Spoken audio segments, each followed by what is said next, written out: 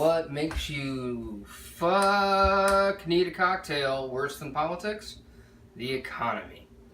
The economy is even more confusing than politics, and even more so when it's political, economic jambalaya of death, and that's called NAFTA. NAFTA is being renegotiated right now, and it's incredibly complicated, to say the least.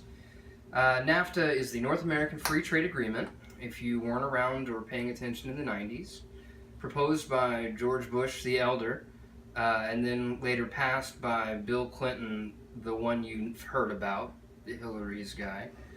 And, generally speaking, economists say net positive, big asterisks, because people did lose their jobs, the economy did get better, manufacturing did move around. It's a real big spag. And if you fully understand NAFTA and its outcome and its consequences, then they really need your help in the U.S. government right now.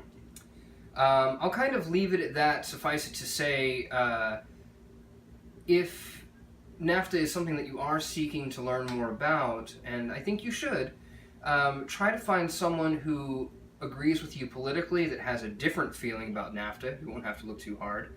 And then someone who has a similar version or similar view about NAFTA as you, that has a completely different political view. Because it is such a politically, socially, and economically complicated issue, there's a lot of different people that have very different feelings about it. So, to dodge explaining my feelings about it, which would be on shaky ground anyway, I'm going to instead talk about how NAFTA affects me professionally. And that is something called Mezcal. Now, Mezcal was first legally defined by the Mexican government in 1995, a year before NAFTA. However, Mezcal was mentioned first in NAFTA in that they said, when we figure it out, you need to respect what we decide that it is. Which, that's great, because Mezcal is something that Mexico had been making for hundreds of years, if not thousands, depending on how anthropologists figure things out, and didn't have a legal definition. So to back up, if you don't know Mezcal, Mezcal is an agave spirit. Agave is a succulent, similar to a lily, and tequila is a specific type of Mezcal. Mezcal has become very popular over the past few years, mostly because now it's a common export to America, its biggest market. Most mezcal you're going to find these days, about 70% of it these days, is coming from Oaxaca, and most of that will be espadín. And those numbers are going down every day because you have 9 different states that make mezcal now, and espadín is not the most common agave in all of those states, so that's going to be changing as things go. So, for me, mezcal is best served out of a spirits glass, like so. This is a great all-purpose spirits glass. Frequently you'll see it served out of small clay glass or gourd cups called copitas. Also very fun to drink out of these, having small sips at a time. I really like it out of a glass like this because of the aroma that mezcal gives off. So, tequila, which you're probably familiar with, is all blue Weber agave. It's from 5 different Mexican states, and it's very limiting.